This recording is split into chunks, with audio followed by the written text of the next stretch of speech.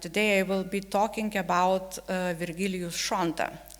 When Annika asked me to suggest something from Soviet period that would be about invisibility, his name sprang to my mind simply because it's not part of any research project at the moment or even previously.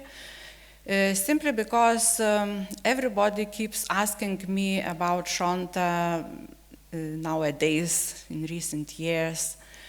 I gave interviews to people making TV programs. I gave interviews to people creating a film about him. And the reason why? Well, there are two reasons. Because he was a great photographer. And another reason is because he was gay. I think this is the reason. Nobody says that it's because of that. But in Lithuania, we have an issue with people of non-traditional orientation.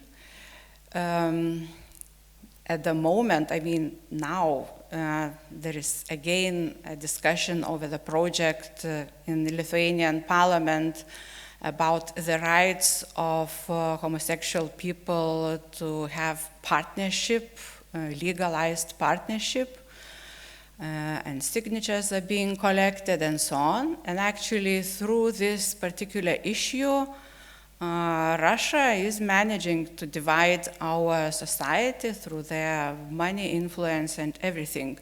So this is a hot issue, although photographer is from the Soviet times. And so it's time to talk about him. He was born in 1952 and he died in 1992. Actually, he was killed by somebody who stole his equipment from his flat, but somebody whom he allowed in.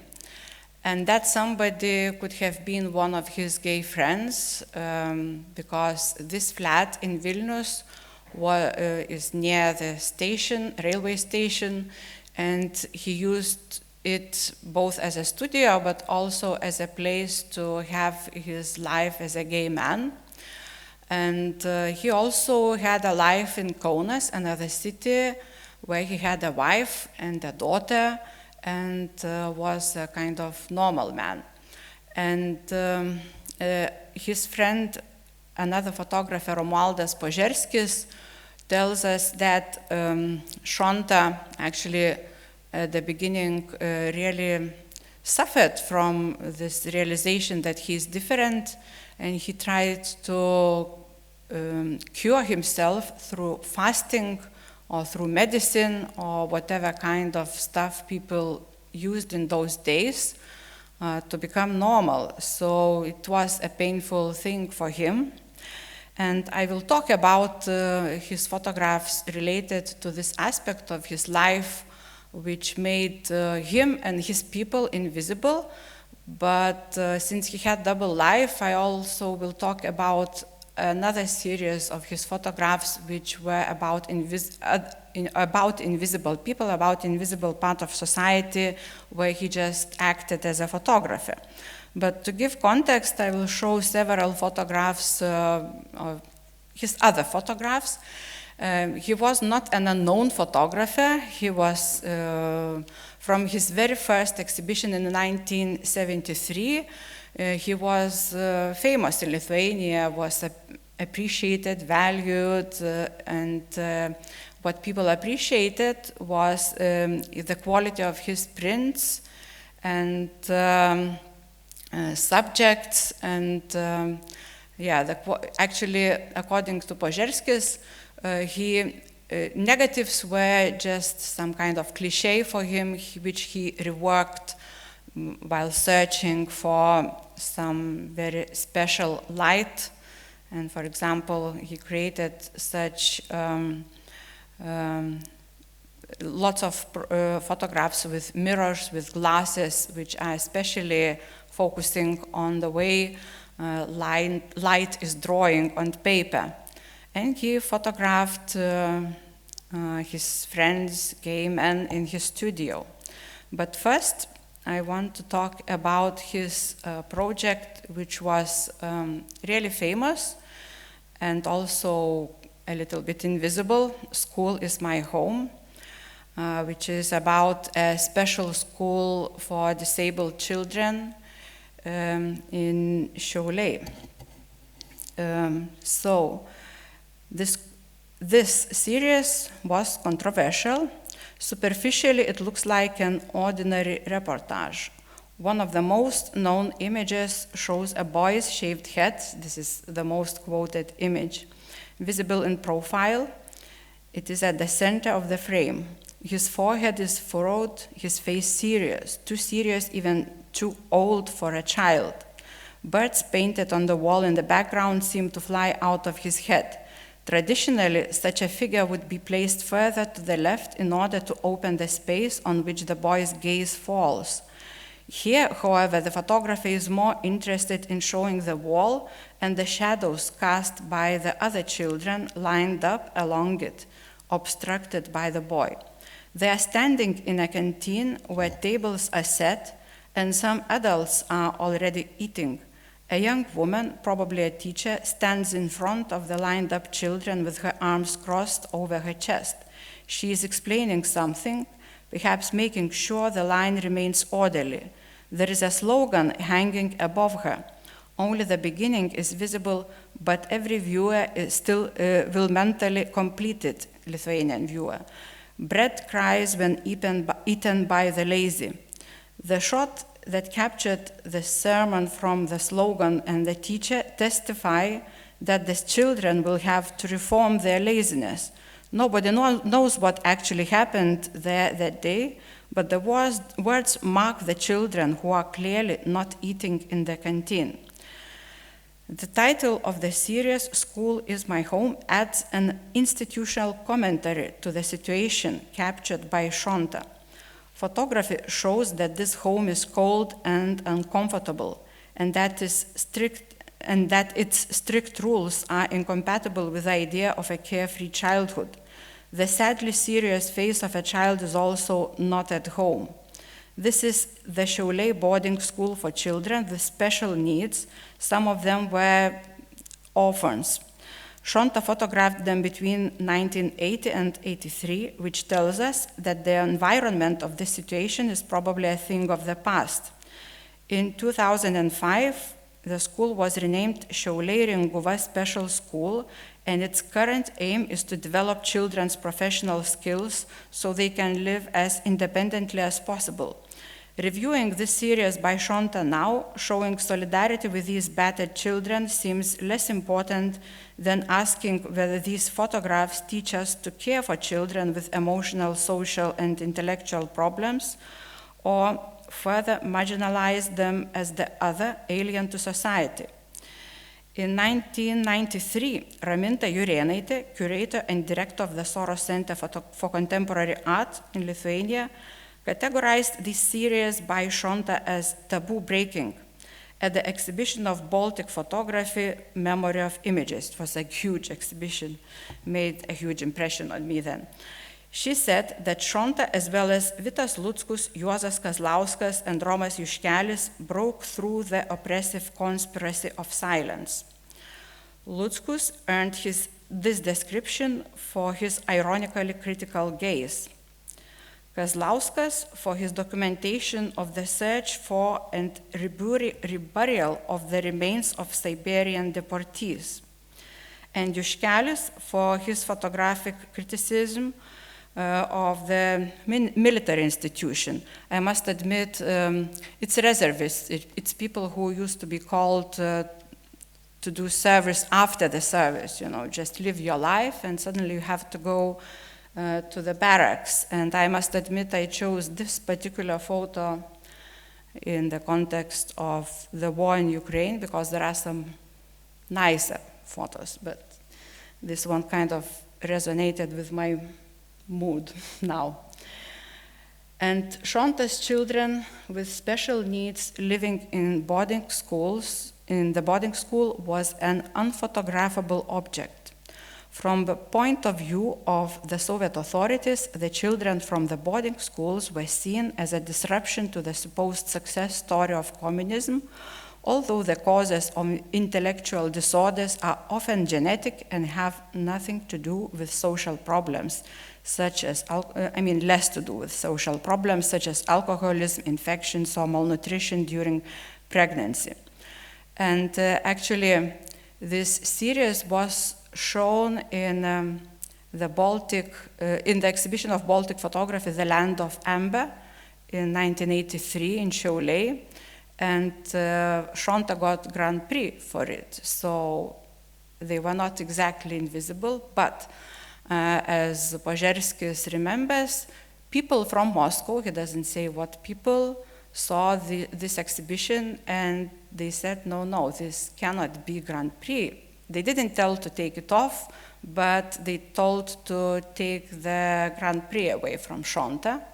And so he lost it, but Grand Prix was not given to anybody else that year. So this kind of remains his Grand Prix.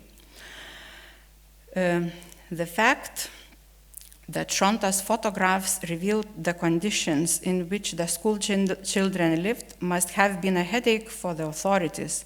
The conditions were poor, the pathetic children obviously did not have any private space, the rooms contained only a few beds, their clothes were shabby, and no toys were visible. In several photographs, the children look like prisoners wandering in the darkness of the corridor. One teenager seems to be crying while kneeling beside a pit in the floor that he has been told to fix with the builder's tools that are placed nearby. Simply by going to silenced places and institutions, the photographers became fighters in the discourse of resistance to the Soviet system. Other photographers as well. They make public what has been hidden, thus criticizing the government, refuting the lies of propaganda claims, and revealing the complexity of reality. However, these photographs can also be seen in the broader context of power-knowledge relationship beyond the Soviet system. Images, especially photographs related to reality, participated and are participating in the discourse of the standardization of society. As Michel Foucault wrote, power hides, and while remaining secret, it projects images that invite society to comply, to voluntarily serve power, as though the images represent the eye of the god, and we tend to become similar to the people depicted, no matter who they represent. So power demonstrates correct behavior by visually representing the body. I quote, "The body is also directly involved in a political field. Power relations have an immediate hold upon it. They invest in it, mark it, train it, torture it, force it to carry out tasks, to perform ceremonies, to emit signs," end of quote. In 20th century photographs, we see many bodies performing sports, of working at tasks together, rhythmically, joyfully, but the photographed bodies that do not correspond to the image of normality, which, as the image says, must be fixed or separated from the whole, are confined in specialized institutions which will take care of them. Photography has been a tool of power since its invention. According to Foucault, previously only rich or heroes could be depicted and written about. But the low cost, speed, and resolution of photography made it possible to describe every individual. This was useful for disciplinary systems that began to catalog orphans, vagrants, lunatics, prisoners, and criminals, to make it easier to find fugitives or to identify those who are still walking among the normal people by typical facial features, which have also been identified by comparing the photographs. This turning of real lives into writing is no longer a procedure of heroization, says John Tagg. It functions as a procedure of objectification and subjection, end of Tagg's quote. Thus, all the poor and the non-heroes could be photographed, described, and filed into a corresponding case, and then passed on to an institution. The point of photography was certainly not to make the margins that did not fit the description of normalcy visible. On the contrary, its aim was to show how well the institutions that structure, correct, and protect against the threats worked. Here is an example from Bernardo's archive of photographs, often discussed in the history of photography. The personal story of a child in Dr. Bernardo's shelter. In 1874, Thomas John Bernardo opened a photography department at his home for boys, where Thomas Barnes and Roderick Johnston produced about 55,000 photographs in 30 years. The purpose of taking these pictures was to advertise the shelter to potential donors and to assist the police in catching children who stole, set something on fire, or escaped. The first goal is more interesting because the performance as well as the identity of the children was important there. The children were photographed miserable, dirty, and in ragged clothes when they entered the shelter, and then the improved version, smiling, neatly dressed, of the picture was made. The image of a progressive transformation from a vagrant into a little worker helped Dr. Bernardo to get support, but he was criticized for fabrication, for tearing and dirtying children's clothes for the first photo. There were many such practices of institutional photography in the world. It can now be said that thanks to them, poor and even vagrant children became visible as a social category because otherwise no one would have photographed them. At the same time, however, it is clear that photography is one of the ways of forcing them to serve an institution. And the reason for the emergence of images, as well as the common principle of portrayal, is the expression of the abuse of power against the children as non-subjects. Children are not photographed as individuals. Through the use of smooth backdrops, lighting and highlighting the details, a neutral facial expression and posture, they are first marked as socially unacceptable others and later as normalized and useful. What happens when these secret power relations enter an artistic context? Shonta draws attention to the marginal groups in society not only by choosing his subject, but also through his photographic language. Shonta captures the pupils at school in Šiauliai as if it were a documentary whose purpose was to reveal the everyday life of the children, but in each shot the impression of normality is disturbed by details that suggest that something is wrong, especially the children's faces with expressions that are sometimes too naive for their age, washed away. The genetic abnormalities of some are quite obvious, others seem unusually indifferent. In some photographs, the way adults treat children's bodies now seem out of place. They are manipulated as passive specimens of the system, for example, when showing the muscles of this half-naked boy to the photographer. In addition, the poor conditions reappearing in all the pictures are more reminiscent of a prison than a home and turn children into hostages of the institution. Yes, thanks to the photographs, they become visible. They arouse sympathy, but at the same time, they attract the eye as exotic exhibits of abnormality that can be seen on the streets. And now I move to Shonta's other series, Guys. He photographed them from 83 to 86, so after the school. And he's like photographing nothing special, but at least when one knows his orientation, it becomes quite, you start thinking about this, about his attention to the body, about the attention to the beauty of body when it's touched by water, by light. Some are more explicit, although also nothing really terrible is happening here, just the gesture is suggestive. And there are pictures like this where guys are performing some yogic postures and very explicitly in an everyday environment, and you cannot see explicit body organs which were supposed to be hidden. And again, this could be treated as a nude, like there were nudes of women, very usual in Lithuanian photography and everywhere, of course. I think in Lithuanian photography, this was a cult to photograph female nude, partly because it was also not really allowed by the Soviet system. It was not exactly censored, but such exhibitions were not allowed, taken off, and so on. And very, very few people photographed men, and usually secretly. As far as I know, Šonta never showed these photographs then, during the Soviet times. Yes, here is another one.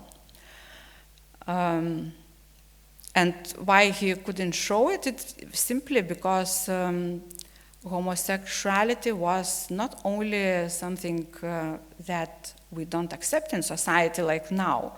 It was criminal, especially for men. They could be imprisoned if they were found homosexual. Of course, here it was the same. And in Lithuania, it took some years after independence to change this. It wasn't decriminalized immediately. What Šonta did show was photographs like this one from '78 of boys. This one was one of his famous photographs, and you can see this flight. Oh, I forgot to translate. It's flight. And it reminds me of a flight of Icarus with his wings burnt, but of course it's just an interpretation. But in these photographs you can also feel his appreciation of male body, of its beauty. Actually, Šonta was a kind of Lithuanian Robert Mapplethorpe, and actually it's even the same time because, when I showed the photographs of serious guys, because Mapplethorpe, he came into the scandal with his nudes in 1989, as far as I know. So it's similar period, but in America.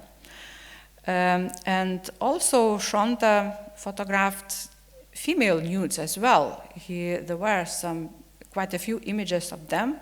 I've selected to show a couple of images from Evening Presentiment, which he photographed in America, also in order to tell how Šonta wanted to travel. He traveled around the Soviet Union, and as soon as it was possible, he traveled to America in 1988, and he tried to live there. He tried to survive there, to work as a photographer, but he didn't succeed.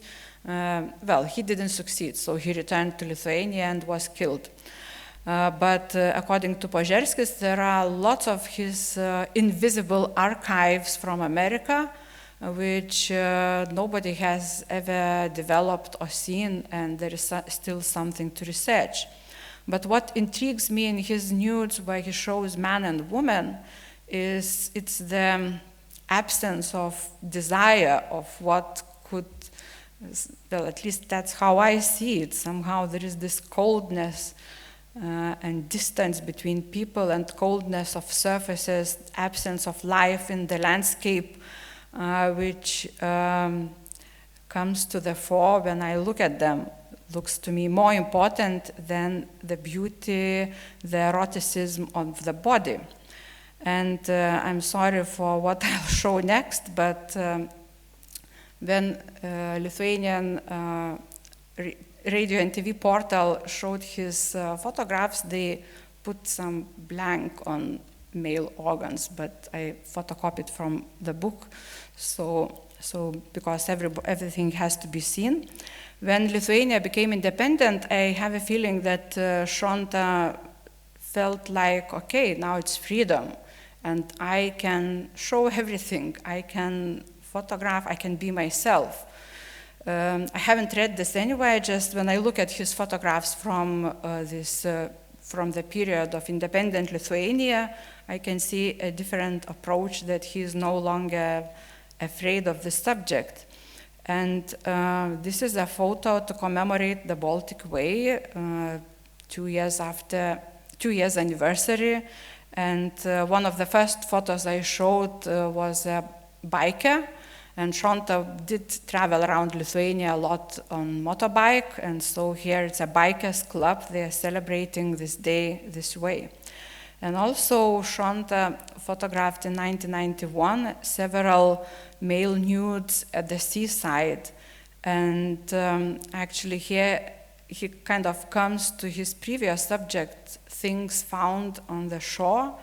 And those things were really brightened by light as if they were shining. But now these are the male bodies which start shining. There is some object next to them as if framing them. And this one in particular, it works as a frame. And also it reminds everyone, I think, this Venus of Botticelli stepping out of the waves. And it's interesting to me how he replaces her with male body. And I'm remembering about Venus of Botticelli because Šonta was aware of these references to art, and those other nudes carried some references to Danaus and everything else. So I think it could be a conscious reference, but of course I don't have any documents or data that I can prove. So to sum it up, the relationship between photography and people who do not meet the standards of normality and are in institutions or otherwise excluded from everyday life is not stable. Their evaluation depends on the goals of the photographer and the user of the image. Photography can be used as a tool for repression, for disciplining society, for creating a fiction of progress, but an artist's intention can dismantle the intended structure and distort the meaning. On the other hand, in order to draw attention to marginalized groups of people, photographers may inadvertently turn them into exotic exhibits that irritate the imaginations of normal people. Normal, I always write in inverted commas, of course, with reminders of an uncomfortable, awkward, and even threatening reality. However, their value is demonstrated simply by the fact that we talk about these photographs long after they were made, that they remain relevant even after the collapse of the system that supported the institutions they represent. Thank you.